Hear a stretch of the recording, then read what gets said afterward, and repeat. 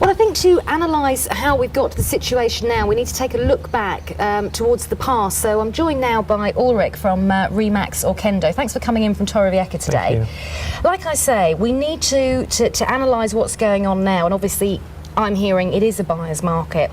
So let's look back at the current real estate situation. Say, take us back from 1992, Ulrich. Yeah, that's about where we had the last recession.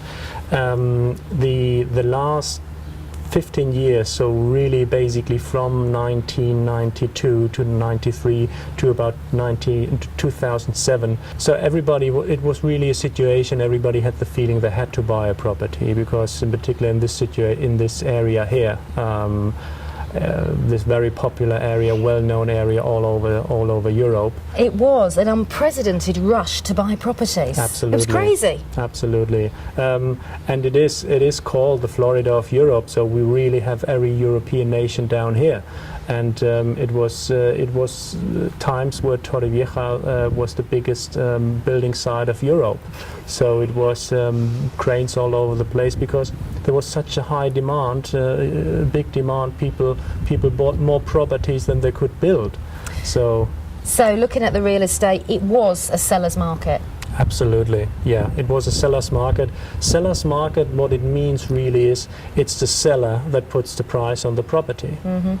So because if you come as a buyer and you want to buy a property, but there is such a shortage on property, well, you take what there is, and the one that sells a property, he just puts the price on it, and he is not worried that you are not going to buy this, or you don't want to pay that sort of money for the property, because he just says, well, step aside, please let the next through, because there were so many that wanted to buy a property. So economy-wise, everything was fine, no problems. Prices for properties were going up month by month. Absolutely. And it took us to sort of 2006, 2007, which were the high years, high prices. Yeah, exactly.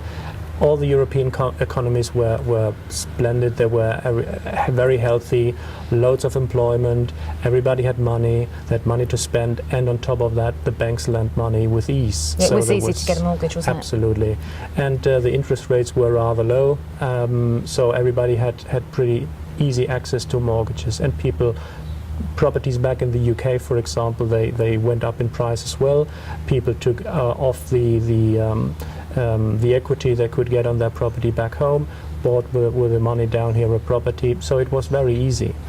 From what happened down here was there was this idea for the builders. So they say, well, if we can sell so many properties, but we can't build that quickly, what we have to do, we have to build parallel, we have to build more and more properties in order to satisfy the demand. Okay.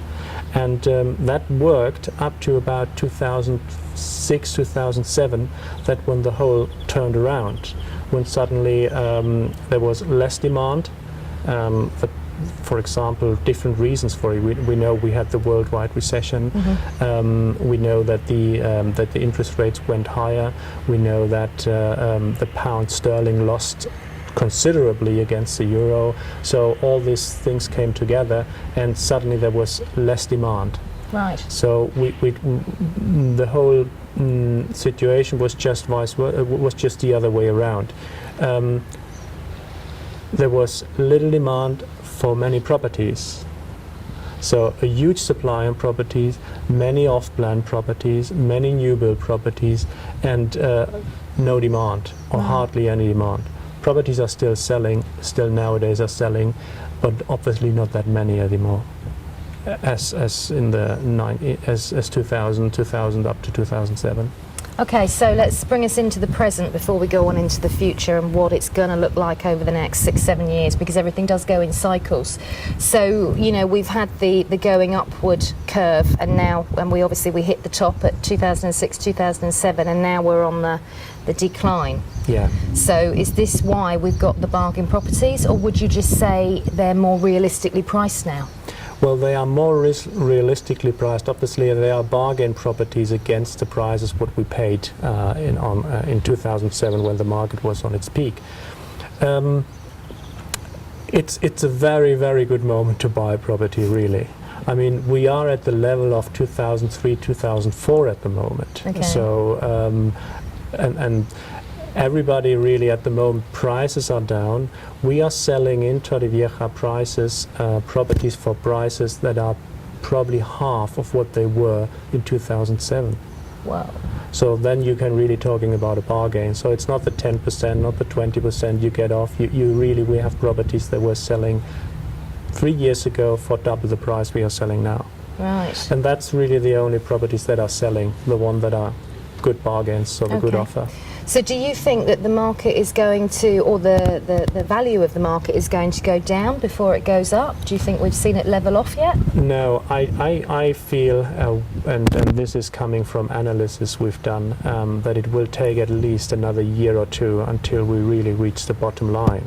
It's still, this is very, we have to make the difference of on a national basis, prices on a national basis in Spain, and prices in this area here. We have specific, this area has some specific characteristics. It's a second residency area, it's a touristic area, so it's not comparable to a market like Madrid, Barcelona, or somewhere else in northern Spain.